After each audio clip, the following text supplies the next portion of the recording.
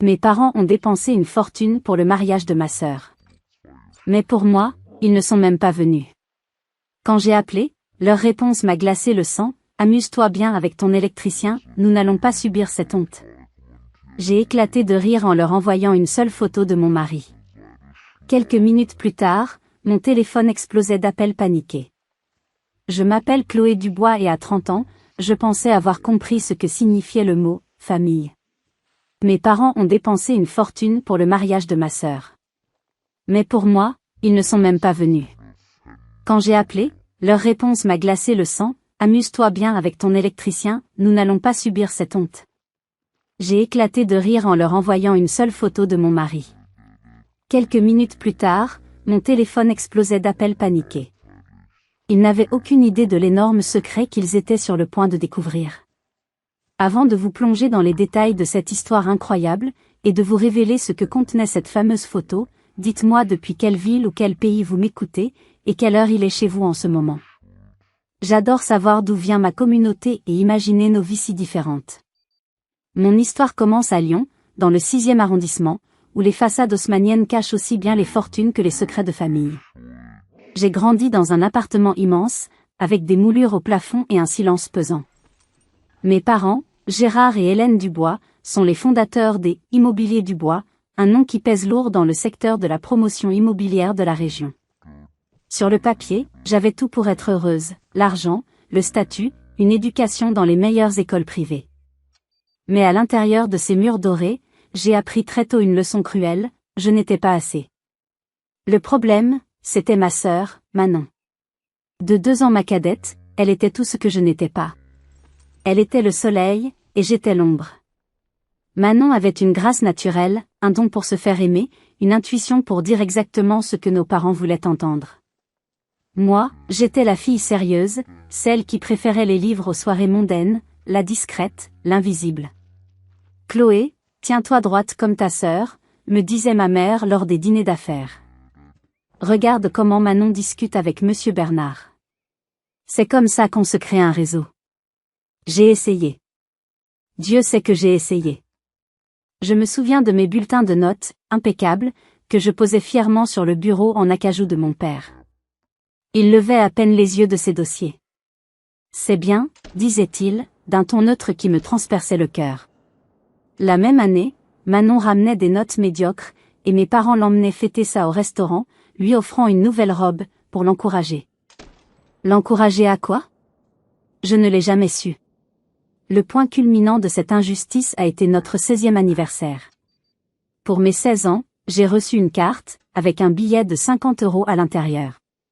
3 mois plus tard, pour l'anniversaire de Manon, une Mini Cooper flambant neuve, ornée d'un énorme ruban rouge, l'attendait dans la cour.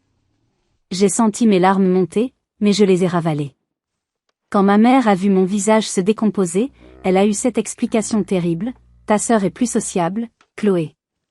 Elle a besoin d'une voiture pour voir ses amis. Toi, de toute façon, tu ne vas qu'à la bibliothèque. Elle avait raison.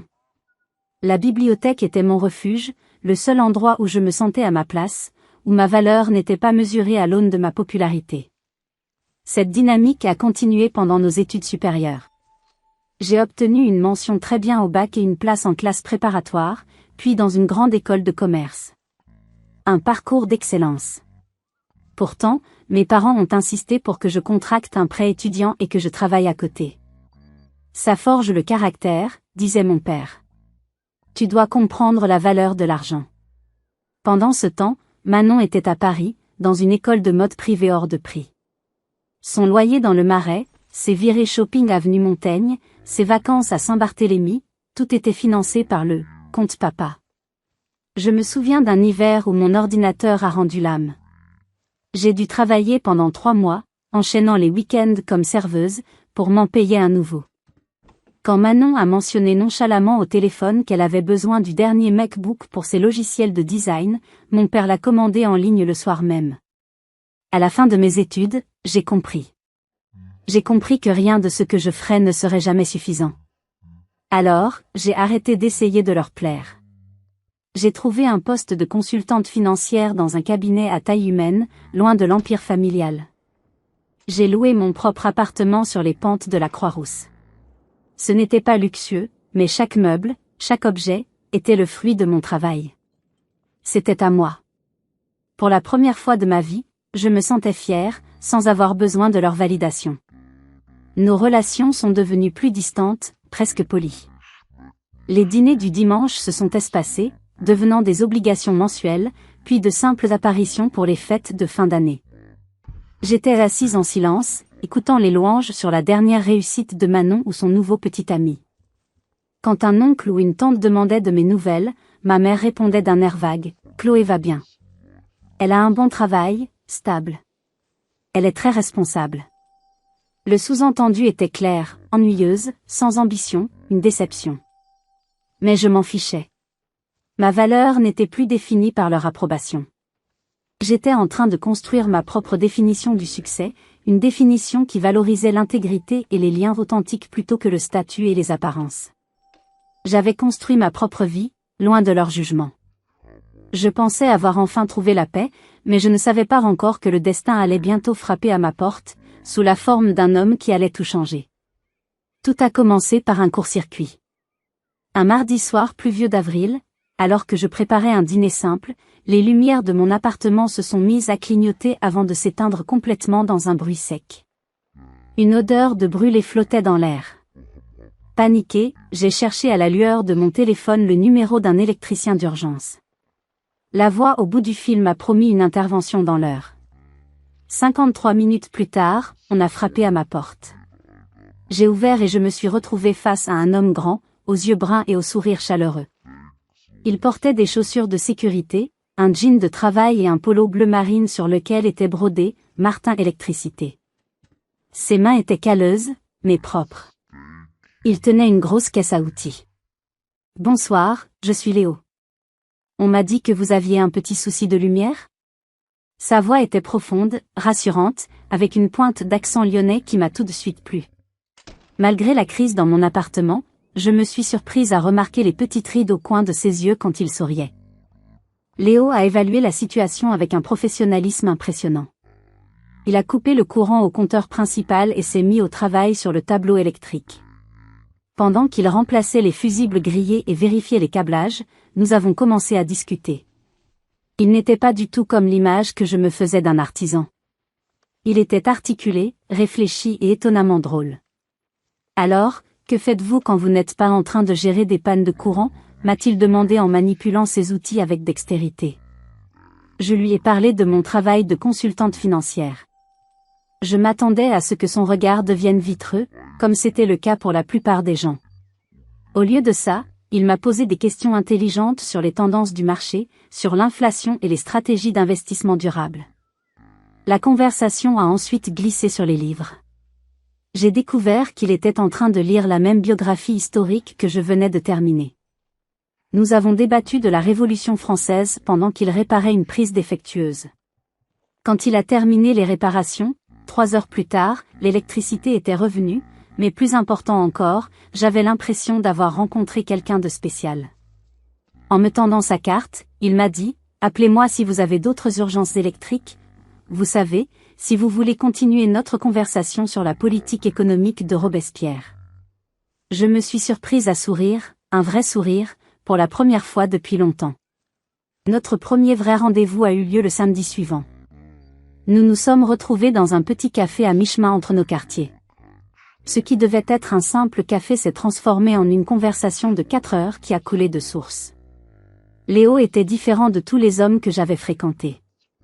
Il était totalement présent, sincèrement intéressé par mes pensées et d'une authenticité rafraîchissante. Il ne cherchait pas à m'impressionner avec un nom de famille ou un compte en banque.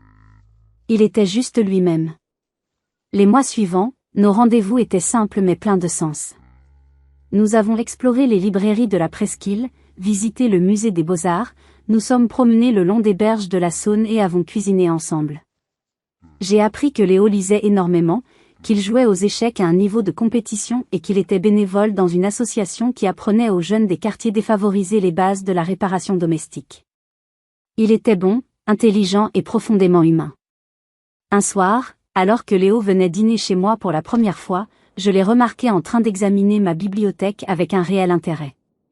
Vous avez d'excellent goût, a-t-il dit en sortant un volume sur la théorie économique que la plupart des gens ne reconnaîtraient pas. Les théories de Schumpeter sur la destruction créatrice sont fascinantes, surtout appliquées aux disruptions technologiques modernes.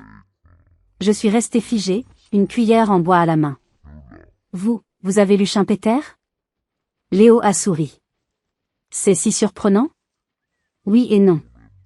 À ce moment-là, je savais que Léo était intelligent et curieux, mais ses connaissances étaient plus profondes et plus larges que ce que j'avais imaginé. Ce soir-là, en le regardant parler avec passion de cycles économiques, j'ai réalisé que j'étais en train de tomber amoureuse de lui. Pas de son statut, pas de son travail, mais de son esprit et de son âme. Pour la première fois, je me sentais vue pour qui j'étais vraiment. J'étais tellement heureuse que j'ai décidé qu'il était temps de le présenter à mes parents. Quelle terrible erreur j'allais commettre.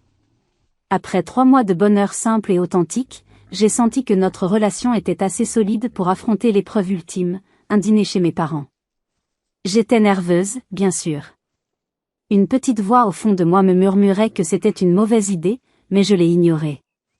J'espérais, contre toute logique, qu'il verrait en Léo ce que je voyais, un homme exceptionnel, peu importe son métier. Le soir du dîner, nous sommes arrivés à l'appartement familial. Ma mère, Hélène, nous a accueillis avec un sourire qui n'atteignait pas ses yeux. Mon père, Gérard, a serré la main de Léo avec une fermeté calculée, comme s'il évaluait un adversaire. Alors, Chloé nous a dit que vous étiez, dans le bâtiment, a commencé mon père, le mot « électricien », semblant trop vulgaire pour ses lèvres. C'est exact, je dirige ma propre entreprise d'électricité, a répondu Léo, calmement. Le moment où j'ai prononcé les mots « Léo, électricien », a été le moment où le masque de politesse de mes parents est tombé. Le sourire de mon père est devenu fixe, en bois. Les sourcils de ma mère se sont haussés d'une fraction de millimètre avant qu'elle ne reprenne contenance. Comme c'est original, a-t-elle dit, sa voix dégoulinant d'une courtoisie forcée. Le reste de la soirée a été un supplice. Manon et son nouveau fiancé, Antoine Fournier, étaient également présents.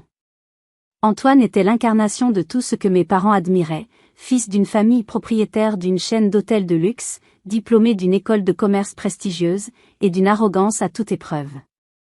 La conversation tournait exclusivement autour de leurs accomplissements, le dernier voyage d'Antoine à Dubaï, la nouvelle collection de sacs à main de Manon, les plans d'expansion de l'empire hôtelier Fournier. Léo était traité comme s'il était invisible. Quand il essayait de participer à la conversation, mon père le coupait pour poser une question à Antoine. Ma mère ne lui adressait la parole que pour lui demander de passer le sel. Le pire moment est venu lorsqu'Antoine, avec un sourire narquois, s'est tourné vers Léo. Alors, Martin, ça doit être intéressant de passer ses journées les mains dans les fils. Dites-moi, combien vous facturez pour changer une ampoule de nos jours? Manon a laissé échapper un petit rire étouffé. J'ai senti le sang me monter au visage. J'étais sur le point d'exploser, mais Léo m'a lancé un regard apaisant. Il a souri poliment à Antoine et a répondu d'une voix égale, « Cela dépend de la complexité de l'ampoule, monsieur Fournier. Certaines sont plus précieuses que d'autres, mais ne rapportent pas toujours ce qu'on attend d'elles. » La remarque était si subtile qu'Antoine n'a pas semblé la comprendre, mais j'ai vu une lueur d'admiration dans les yeux de Léo. Il ne se laissait pas démonter. Malgré le venin ambiant, Léo est resté impeccable. Il a posé des questions réfléchies sur l'entreprise de mon père, a complimenté ma mère sur la décoration. Sa confiance tranquille ne s'est jamais effritée, même face au mépris le plus total. Il était un roc au milieu de leur tempête de snobisme. Dans la voiture, sur le chemin du retour, je me suis effondrée. Je suis tellement désolée, Léo. Ils ont été odieux. Insupportable. Il a pris ma main et l'a serrée. Chloé, tu n'as jamais à t'excuser pour le comportement des autres. Même pas celui de tes parents. Leur réaction en dit plus sur eux que sur moi. Le lendemain matin, ma mère a appelé. Sa voix était mielleuse, faussement inquiète. Chloé, ma chérie, tu sais que nous ne voulons que ton bonheur.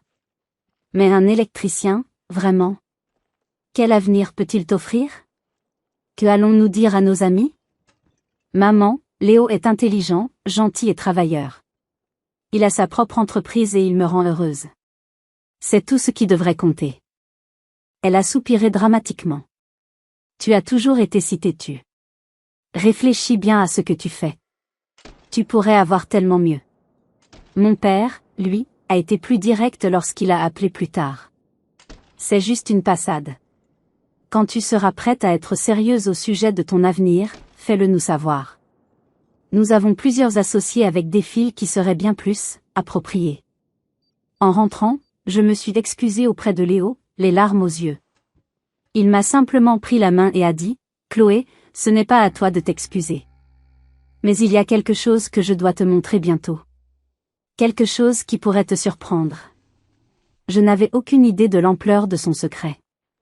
Les mois qui ont suivi ce dîner désastreux ont été une démonstration constante et douloureuse du fossé qui séparait mon monde de celui de ma sœur.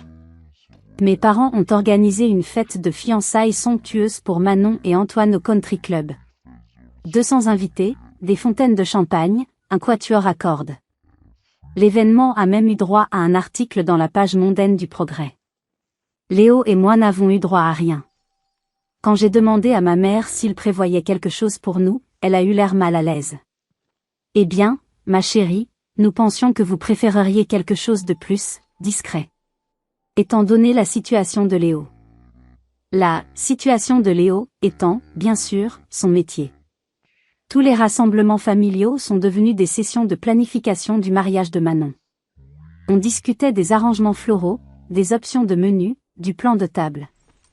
J'étais assise là, en silence, mes propres fiançailles complètement ignorées.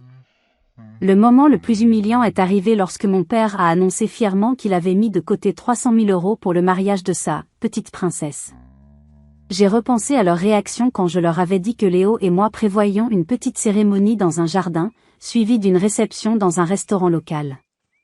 Eh bien, cela semble économique, avait commenté ma mère avec un sourire pincé. Aucune offre d'aide financière, aucune proposition de soutien. Puis, quelques semaines avant le mariage de Manon, l'impensable s'est produit. Mon père m'a demandé de le rejoindre pour un café, seul à seul, ce qui était extrêmement rare. Je me suis dit qu'il voulait peut-être enfin avoir une conversation sincère. J'avais tort. Assis dans un café chic de la presqu'île, il a posé une enveloppe épaisse sur la table entre nous. « Chloé, ta mère et moi nous inquiétons pour toi. Nous pensons que tu fais une erreur que tu regretteras toute ta vie. » J'ai froncé les sourcils. Une erreur? Aimer quelqu'un est une erreur? Il a ignoré ma question. Dans cette enveloppe, il y a 50 000 €. C'est un cadeau. Pour t'aider à prendre un nouveau départ. Loin de cet homme. Pense Y comme un investissement dans ton avenir. Un avenir digne de ton nom. Je suis restée bouche bée. Le café que je tenais à la main tremblait. Il n'était pas en train de me donner de l'argent pour mon mariage. Il essayait de m'acheter. Il essayait d'acheter la fin de ma relation avec l'homme que j'aimais. La nausée m'a envahi. C'était une trahison pure et simple, une insulte si profonde qu'elle me coupait le souffle. J'ai repoussé l'enveloppe. Garde ton argent, papa. Mon bonheur n'est pas à vendre. Je me suis levée et je suis partie sans me retourner, le laissant seul avec son chèque et sa vision tordue de l'amour. C'était un coup bas, une tentative de détruire mon bonheur. À ce moment-là, j'étais dévastée. Dites-moi dans les commentaires, si vous aviez été à ma place, qu'auriez-vous fait? Comment auriez-vous réagi face à une telle trahison de la part de votre propre père? Le mariage de Manon a été un spectacle d'excès. Sa robe coûtait 20 000 €. Les fleurs valaient plus que ma voiture. 500 invités ont assisté à leurs vœux dans une basilique historique, suivie d'une réception dans un château du Beaujolais avec un feu d'artifice. Pendant toute la soirée, Léo a été la cible de remarques désobligeantes de la part de parents éloignés. Il a tout enduré avec une grâce et une patience qui forçaient mon admiration. Sur le chemin du retour, je me suis effondrée en larmes. Je suis désolée que tu aies dû subir ça. Léo a pris ma main. Chloé, je me fiche de ce qu'ils pensent de moi. La seule chose qui m'importe, c'est qu'ils te font du mal. Nous n'avons pas besoin de leur approbation ni de leur argent. Notre mariage sera parfait parce qu'il parlera de nous, de notre amour, pas de leur besoin d'impressionner les autres. J'ai essuyé mes larmes et j'ai hoché la tête. Il avait raison. J'étais impatiente de l'épouser, que mes parents l'approuvent ou non. Mais ce qui allait se passer le jour J dépassait tout ce que j'aurais pu imaginer. Après l'épisode de la tentative de soudoiement de mon père, Léo a senti que j'avais atteint un point de rupture. Il a vu la douleur dans mes yeux, la fatigue de devoir constamment me battre pour que mon amour soit respecté. Une semaine plus tard, il m'a dit, « J'ai quelque chose à te montrer. » Je crois que le moment est venu. Il m'a conduit en voiture dans une zone d'activité en périphérie de Lyon, un endroit rempli d'entrepôts et de bâtiments industriels. Je ne comprenais pas. Nous nous sommes arrêtés devant un bâtiment moderne et anonyme. Il a sorti un badge et a ouvert une porte. « Bienvenue dans mon atelier », a-t-il dit avec un sourire énigmatique. L'intérieur m'a coupé le souffle. Ce n'était pas un atelier d'électricien. C'était un laboratoire de haute technologie. Des ordinateurs puissants, des oscilloscopes, des imprimantes 3D et des prototypes de circuits électroniques complexes étaient disposés sur des établis impeccablement rangés. Sur un grand mur blanc, des schémas, des équations et des brevets encadrés étaient accrochés. Je me suis approché. Les brevets étaient à son nom, Léo Martin. « Léo, qu'est-ce que c'est que cet endroit ?» ai-je demandé, ma voix n'étant qu'un murmure. Il a pris une profonde inspiration. « Je ne t'ai pas tout dit, Chloé.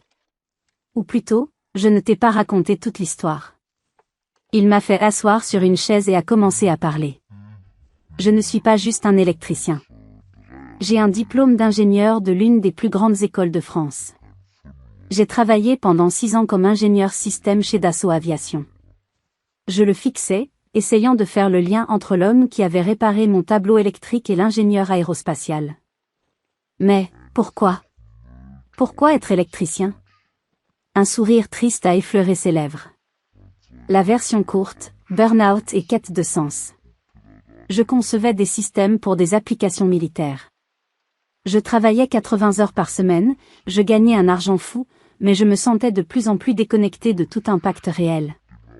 Quand mon père est tombé gravement malade il y a 4 ans, j'ai pris un congé pour l'aider à gérer son entreprise d'électricité. Et quelque chose d'inattendu s'est produit. Ses yeux se sont illuminés.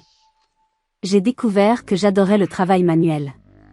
J'adorais résoudre des problèmes concrets pour de vraies personnes. J'adorais ne plus être enchaîné à un bureau. Après le rétablissement de mon père, j'ai décidé de ne pas retourner chez Dassault. J'ai repris son entreprise. Il s'est levé et s'est dirigé vers une armoire, en sortant un dossier. Mais je n'ai jamais cessé d'être un ingénieur. Depuis 3 ans, je développe ça. Il m'a tendu le dossier. Il contenait les spécifications techniques et les plans de quelque chose appelé écologie.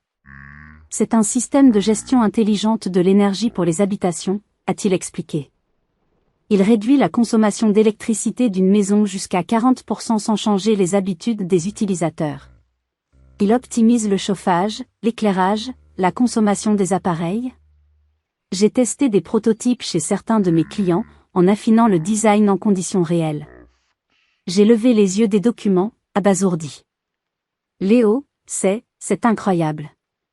Mais pourquoi garder ça secret ? Il s'est rassis et a pris mes mains dans les siennes. Je voulais que le concept soit parfaitement viable avant de chercher des investisseurs. Et honnêtement, j'ai apprécié d'être sous-estimé. Les gens entendent « électricien » et ils font des suppositions. Ils ne voient pas l'ingénieur, l'innovateur, l'entrepreneur. Ses yeux ont rencontré les miens, son regard sérieux.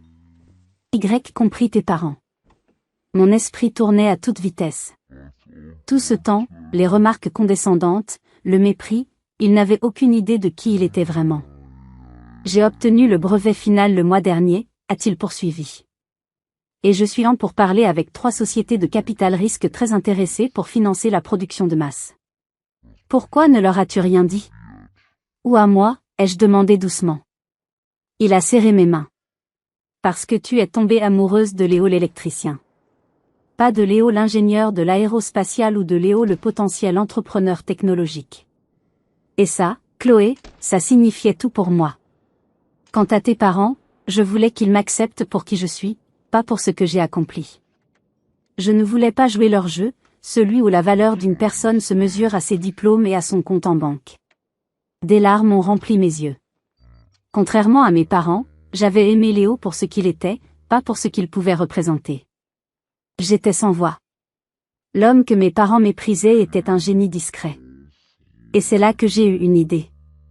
Une idée folle, audacieuse, et tellement satisfaisante. Notre jour de mariage est arrivé, baigné d'une douce lumière de fin d'été.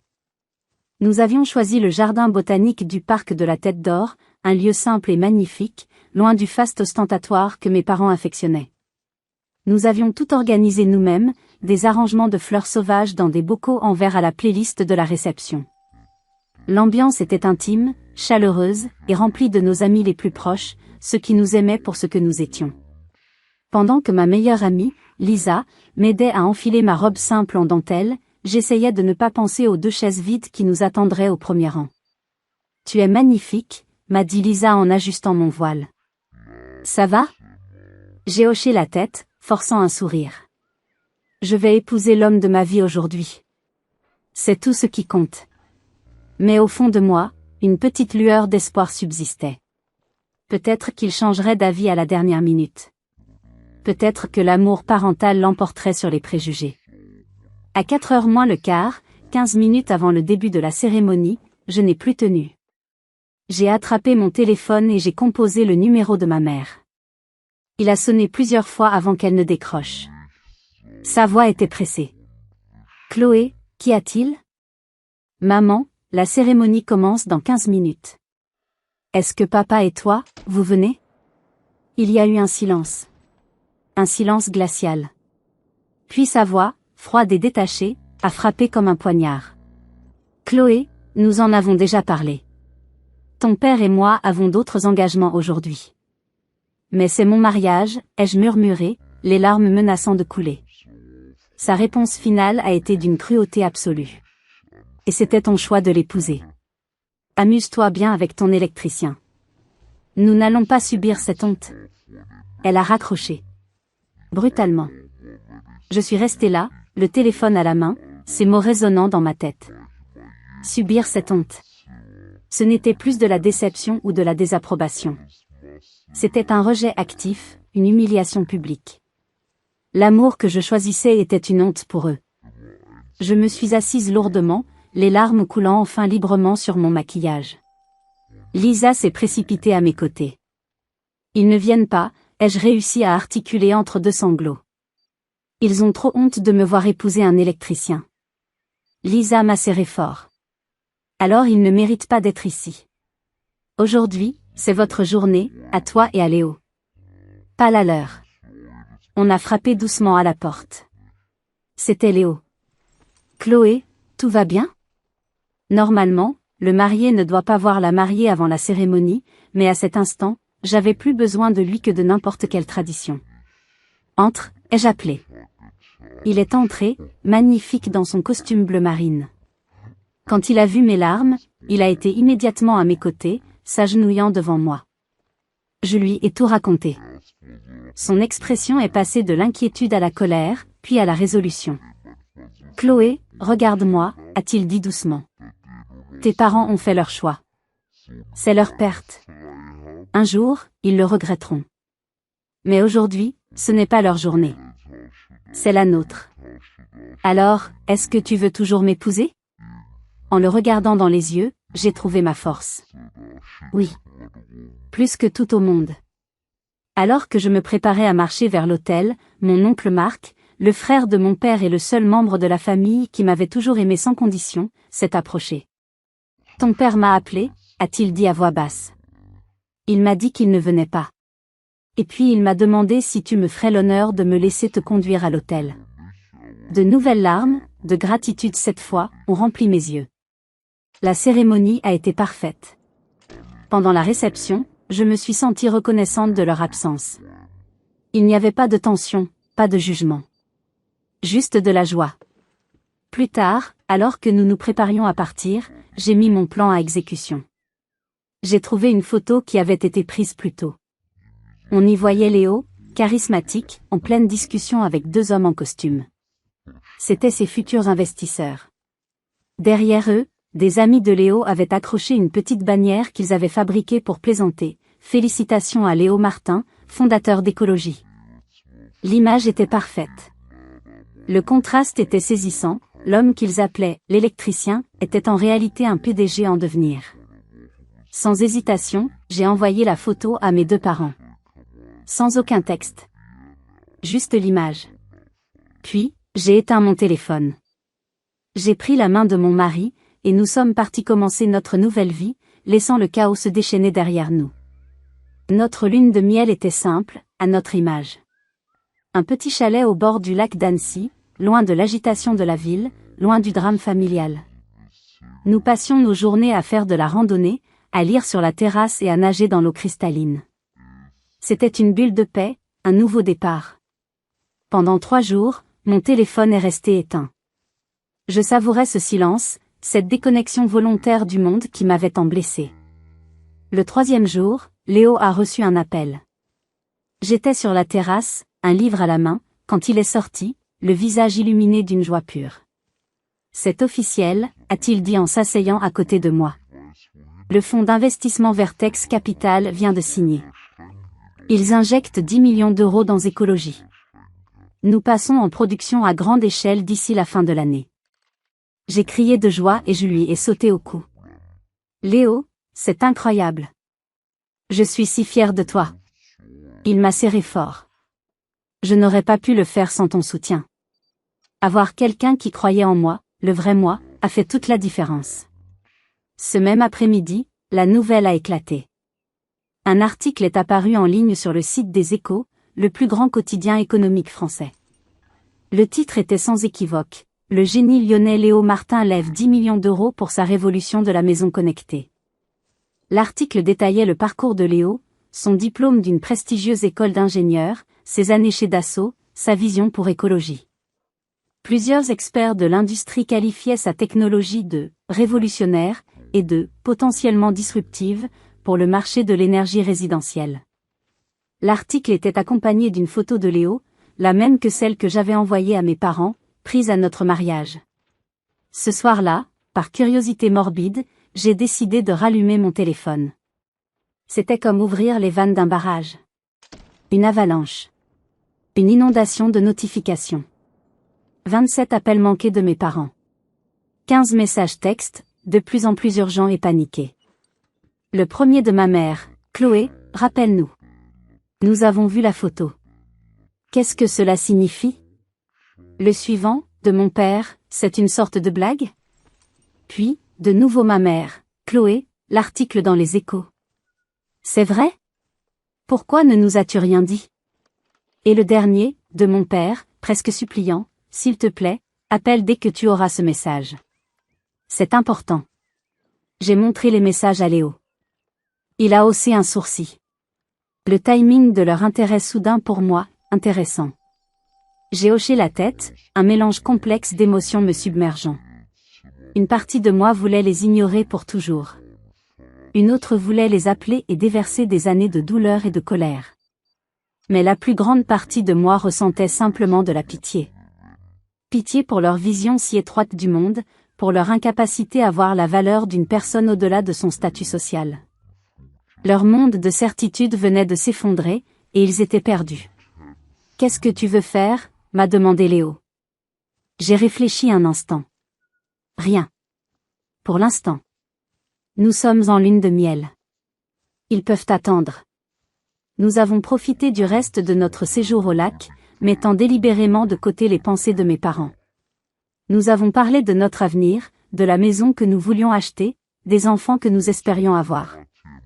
Nous avons construit les fondations de notre vie, loin de l'influence toxique de ma famille. Nous sommes rentrés à Lyon le dimanche suivant, reposés et heureux, prêts à commencer notre vie de couple. Le lundi matin, une nouvelle vague d'appels et de messages a déferlé. J'ai finalement envoyé un texto laconique à ma mère, de retour de lune de miel. Semaine très chargée au travail. J'appellerai quand j'aurai le temps. Sa réponse a été immédiate. Nous aimerions vous inviter, Léo et toi, à dîner ce soir. Au restaurant gastronomique de Paul Bocuse. C'est important. J'ai montré le message à Léo, qui a souri ironiquement. Eh bien, ça n'a pas traîné. Qu'en penses-tu? Je pense que je ne suis pas prête à faire comme si de rien n'était, ai-je dit honnêtement. Mais, je suis curieuse de voir ce qu'ils ont à dire. Léo a hoché la tête. Que dirais-tu de les inviter ici, à la place? On jouera à domicile. Nous avons profité du reste de notre lune de miel en paix. Mais je savais que la vraie tempête n'avait pas encore commencé. La confrontation était inévitable. J'ai passé la journée du lundi dans un état d'anxiété fébrile, partagé entre mon travail et l'appréhension de la soirée à venir. Comment allait-il se comporter? Allait-il présenter des excuses sincères ou simplement essayer de rattraper leur erreur stratégique? À 19 heures précises, la sonnette a retenti. J'ai ouvert la porte. Mes parents se tenaient dans le couloir, impeccables comme toujours, mais avec une nervosité inhabituelle dans leur posture. Ma mère tenait un énorme sac cadeau d'une marque de luxe, et mon père une bouteille de champagne millésimée. Une offrande de paix.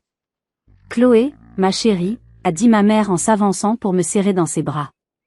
J'ai accepté l'étreinte avec raideur, puis j'ai reculé pour me tenir aux côtés de Léo, qui était resté silencieux. Entrez, s'il vous plaît, ai-je dit formellement, comme s'ils étaient des associés d'affaires plutôt que ma famille. Ils sont entrés dans notre appartement, leurs yeux balayant rapidement la pièce, évaluant notre intérieur modeste mais confortable. Ma mère m'a tendu le sac. Un cadeau de mariage en retard, a-t-elle dit avec un sourire éclatant qui ne cachait pas sa gêne. Nous nous sentions terribles d'avoir manqué la cérémonie. J'ai posé le sac sur une chaise, sans l'ouvrir. La conversation a commencé maladroitement. Ils ont parlé de la météo, ont posé des questions vagues sur notre lune de miel, évitant soigneusement le sujet principal, le mariage qu'ils avaient boycotté et la raison de leur soudaine volte-face. Finalement, après un silence pesant, mon père s'est raclé la gorge. Léo, nous vous devons des excuses. Nous avons fait des suppositions à votre sujet qui étaient clairement incorrectes. Léo a hoché la tête, son expression neutre, attendant la suite. Si nous avions su pour votre parcours, votre diplôme, votre entreprise, a ajouté ma mère. Je n'ai pas pu me retenir plus longtemps. Vous auriez fait quoi? Ai-je interrompu, ma voix tremblante de colère contenue. Vous l'auriez traité avec un respect humain de base? Vous seriez venu à notre mariage? Vous n'auriez pas eu honte de l'avoir comme gendre? Ma mère a eu la décence de paraître mal à l'aise. Chloé, nous avons fait une erreur. Nous essayons de nous racheter. Vraiment, ai-je demandé. Parce que j'ai l'impression que vous n'êtes pas désolé de la façon dont vous avez traité Léo. Vous êtes désolé d'avoir mal jugé son potentiel économique. Ce sont deux choses très différentes. Mon père a redressé sa cravate, retombant dans son attitude d'homme d'affaires. Quoi qu'il en soit, nous aimerions aller de l'avant. En fait, je pensais que Immobilier du Bois pourrait grandement bénéficier de la technologie d'écologie pour notre nouveau complexe d'appartements écologiques à Confluence. Peut-être pourrions-nous discuter d'un partenariat. Le voilà. Le véritable objectif de leur visite. Ce n'était pas une réconciliation familiale, c'était une proposition commerciale. Léo, qui était resté silencieux jusqu'à présent, a finalement pris la parole. Sa voix était calme, mais tranchante comme de l'acier. C'est une proposition intéressante, Gérard. Mais je crains que ce ne soit plus d'actualité. Mon père a froncé les sourcils. Comment ça? Léo a souri, un sourire qui n'atteignait pas ses yeux. Il se trouve que mes investisseurs et moi-même venons de finaliser l'acquisition des droits de développement exclusifs pour l'intégralité du projet immobilier de Confluence. Nous avons pensé que c'était l'occasion idéale de créer une vitrine à grande échelle pour notre technologie. Le visage de mon père est devenu livide. Le projet Confluence était le plus grand projet de réaménagement urbain de Lyon, un projet que Immobilier du Bois essayait de remporter depuis des années. Il représentait des centaines de millions d'euros de revenus potentiels. C'est inattendu, a réussi à articuler mon père. Je ne savais pas que votre entreprise s'était diversifiée dans la promotion immobilière. Nous nous concentrons principalement sur la technologie, a répondu Léo. Mais nos partenaires financiers ont vu une opportunité stratégique. Le projet était parfait. Ma mère regardait Léo, puis mon père, essayant clairement de comprendre toutes les implications. Eh bien, c'est peut-être une raison de plus pour que nos familles travaillent ensemble, a-t-elle suggéré, essayant de sauver les apparences. J'en avais assez entendu. C'est pour ça que vous êtes ici? Parce que vous pensez que Léo peut maintenant profiter à vos affaires? Bien sûr que non, a protesté ma mère. Nous sommes ici parce que tu es notre fille et que nous voulons arranger les choses. Vous avez manqué notre mariage parce que vous avez choisi de le manquer, ai-je dit calmement. Vous m'avez fait sentir que je ne méritais pas le même amour que Manon. Et maintenant que vous découvrez que Léo a les diplômes et le succès que vous respectez, soudainement, vous voulez arranger les choses. Non, papa. Ce n'est pas compliqué. C'est très simple. Vous valorisez le statut et l'argent plus que le bonheur et l'amour. Vous l'avez toujours fait. J'ai juste enfin arrêté d'attendre autre chose de vous. Le silence dans la pièce était assourdissant. Pour la première fois de leur vie, mes parents avaient perdu le contrôle. Mes parents sont partis peu de temps après, décontenancés et incertains. En fermant la porte derrière eux, j'ai ressenti un curieux mélange de tristesse et de force. Tristesse pour la relation que nous n'aurions jamais, et force parce que, pour la première fois, je m'étais défendue sans avoir besoin de leur approbation. Les mois suivants, nous avons maintenu un contact limité. Des appels polis pour les anniversaires, des messages brefs. De notre côté, la vie était florissante. Écologie a lancé sa première ligne de production et le succès a été immédiat. Le projet Confluence est devenu une vitrine nationale pour le développement urbain durable, et Léo était souvent cité dans la presse comme l'un des entrepreneurs les plus prometteurs de sa génération. J'ai été promue directrice de mon département et nous avons acheté notre première maison, une charmante bâtisse avec un petit jardin à caluire et cuire. Nous étions heureux. Puis, 6 mois après notre mariage, le ciel est tombé sur la tête de ma famille. Un soir tard, mon téléphone a sonné. C'était Manon, sa voix secouée par des sanglots. « Chloé, j'ai besoin de ton aide. » Je me suis immédiatement redressée. « Manon, qu'est-ce qui se passe ? » C'est Antoine et papa. Ils ont été arrêtés. Mon cœur s'est arrêté. Arrêté ? Pourquoi ? Fraude financière. Apparemment, Antoine dirigeait une pyramide de Ponzi via la chaîne hôtelière de sa famille. Et il a impliqué papa et Immobilier Dubois dans plusieurs de ses montages. Le FBI a perquisitionné leur appartement et les bureaux de l'entreprise ce matin. Tout est gelé. Les comptes, les actifs, tout. Le gendre idéal. L'homme aux relations et au diplôme parfait. Un escroc. Et il avait entraîné mon père dans sa chute. Est-ce que tu vas bien ? Où es-tu ? As-tu besoin d'un endroit où rester ? Ai-je demandé, l'instinct prenant le dessus. Il y a eu une pause, puis un sanglot étouffé. Tu me laisserais vraiment venir chez toi ? Après la façon dont je vous ai traité, toi et Léo ? La vérité, c'est que Manon avait été autant un produit des valeurs de nos parents que moi, mais d'une manière différente. Alors que j'avais été conditionnée à me sentir inférieure, elle avait été élevée pour croire que sa valeur résidait dans son statut social et son succès matériel. Elle était aussi une victime de ce système. Bien sûr, ai-je dit doucement.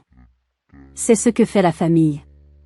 Manon est arrivée le lendemain avec 2 valises. C'est tout ce qui lui restait. Tout le reste avait été saisi. La réaction de mes parents au scandale a été de se distancier publiquement d'Antoine et de faire pression sur Manon pour qu'elle divorce rapidement afin de minimiser l'embarras social. Mais il était trop tard. L'enquête a révélé que mon père, aveuglé par l'appât du gain et le prestige d'être associé au fournier, avait fermé les yeux sur de nombreuses irrégularités. Je ne savais rien, m'a avoué Manon un soir, alors que nous étions assises dans notre cuisine. Antoine gérait toutes nos finances. Je signais juste les papiers qu'il me mettait sous le nez. Ce n'est pas ta faute, l'a rassuré Léo. Les escrocs sont doués pour ce qu'ils font, précisément parce qu'ils semblent dignes de confiance. En vivant avec nous, Manon a découvert un autre type de relation. Elle nous a observés prendre des décisions ensemble, nous soutenir mutuellement dans nos carrières, construire un partenariat basé sur le respect et non sur l'avantage social. Un jour, elle m'a regardée avec une sorte d'émerveillement. « Tu es vraiment heureuse ?» a-t-elle dit, comme si c'était une révélation. Pas le bonheur d'Instagram ou le bonheur des dîners mondains. Vraiment heureuse. J'ai souri. Nous le sommes. Et maman et papa étaient prêts à manquer ça, juste parce que Léo était électricien. Ils l'ont manqué parce qu'ils ne pouvaient pas voir au-delà de leur propre définition étroite du succès, ai-je corrigé doucement. Pendant que Manon reconstruisait sa vie, trouvant un emploi dans le marketing et finalement son propre appartement, mes parents faisaient face à leur propre jugement. Le scandale a détruit leur réputation. Leurs amis de la haute société leur ont tourné le dos. Ils ont été contraints de vendre leur grand appartement du 6e arrondissement pour couvrir les frais de justice et les règlements. Voir ma sœur, autrefois si arrogante, pleurer dans ma cuisine a été un choc. C'est là que j'ai compris que la véritable reconstruction ne faisait que commencer, pas seulement pour elle, mais pour toute notre famille. 1 an après notre mariage, mon père a appelé. Sa voix était différente. Fatigué. Humble. Il a demandé si lui et ma mère pouvaient nous rendre visite. J'ai accepté, avec un optimisme prudent. Ils sont arrivés chez nous, l'air plus âgés. Le stress de l'année écoulée avait laissé des marques visibles. Mon père, autrefois impérieux et autoritaire, semblait plus petit. L'apparence parfaite de ma mère montrait des fissures. Ils se sont assis dans notre salon, non pas comme des conquérants, mais comme des réfugiés. Nous avons beaucoup réfléchi, a commencé mon père, en regardant ses mains. Aux valeurs. À ce qui compte vraiment. Ma mère a hoché la tête, les larmes aux yeux. Les gens que nous pensions être nos amis, ils ont disparu dès que nous avons eu des difficultés. Le cercle social que nous avons mis tant d'efforts à maintenir nous a tourné le dos. Mais vous, a poursuivi mon père, en nous regardant, Léo et moi. Vous avez accueilli Manon quand elle n'avait nulle part où aller. Même après la façon dont nous vous avons traité. C'est ce que fait la famille, ai-je répété, les mêmes mots que j'avais dit à Manon. Nous sommes en train de l'apprendre, a dit ma mère doucement. De la manière la plus dure. Mon père s'est raclé la gorge, luttant contre l'émotion. Nous avons eu tort. Sur tout ce qui compte. Tort à propos de Léo. Tort sur ce qui fait un mariage réussi. Tort sur ce qui fait une vie réussie. Nous n'attendons pas votre pardon. Nous voulons juste une chance de faire mieux, a ajouté ma mère. D'être les parents que vous méritiez depuis le début. J'ai regardé Léo. Il m'a donné un subtil signe de tête de soutien. J'ai pris une profonde inspiration. Je ne peux pas promettre que les choses redeviendront comme avant, ai-je dit prudemment. Parce que l'avant n'était pas sain. Mais, nous pouvons essayer de construire quelque chose de nouveau. Quelque chose de mieux. La route vers la réconciliation a été longue et parfois difficile. Il y a eu des revers, de vieilles habitudes qui avaient la vie dure. Mais progressivement, nous avons établi un nouveau type de relation, basé sur une connexion authentique plutôt que sur des attentes et des jugements. Mes parents ont commencé une thérapie eux-mêmes, travaillant à comprendre comment leur propre éducation avait façonné leurs valeurs et leurs comportements. Ils ont développé une véritable appréciation pour Léo, non seulement pour son succès en affaires, mais pour son caractère et la façon dont il m'aimait. 2 ans après notre mariage, lorsque Léo et moi avons annoncé que nous attendions notre premier enfant, leur joie était non feinte, sans complications. Nous voulons être des grands-parents qui aiment et acceptent sans condition, a dit ma mère, les larmes coulant sur ses joues. Le genre de grands-parents que nous aurions dû être en tant que parents. En regardant en arrière, je réalise que ce qui semblait être le pire rejet de ma vie m'a en fait libérée. Cela m'a forcé à définir le succès et le bonheur selon mes propres termes, à construire des relations basées sur une connexion authentique.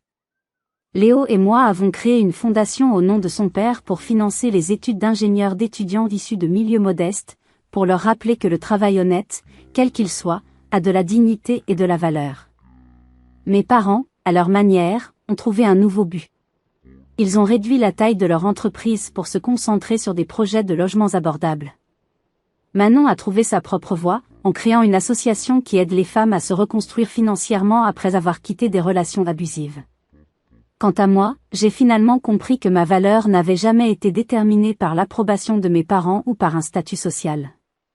Elle était toujours là, en moi, attendant que je la reconnaisse et que je la revendique. Si vous avez déjà été jugé pour vos choix ou mesuré à l'aune des normes de quelqu'un d'autre, souvenez-vous de ceci, parfois, les personnes qui vous jugent le plus durement sont celles qui vous comprennent le moins. Vivez votre vie selon vos propres valeurs, pas selon les attentes des autres.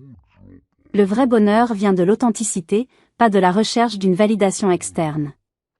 Avez-vous déjà dû défendre vos choix face à la pression familiale? Comment avez-vous géré la situation? Partagez votre histoire dans les commentaires ci-dessous. Et si ce récit a résonné en vous, n'hésitez pas à aimer, à vous abonner et à partager pour aider d'autres personnes qui pourraient être confrontées à des situations similaires. Merci de m'avoir écouté, et n'oubliez jamais, vous méritez d'être aimé et respecté, exactement tel que vous êtes.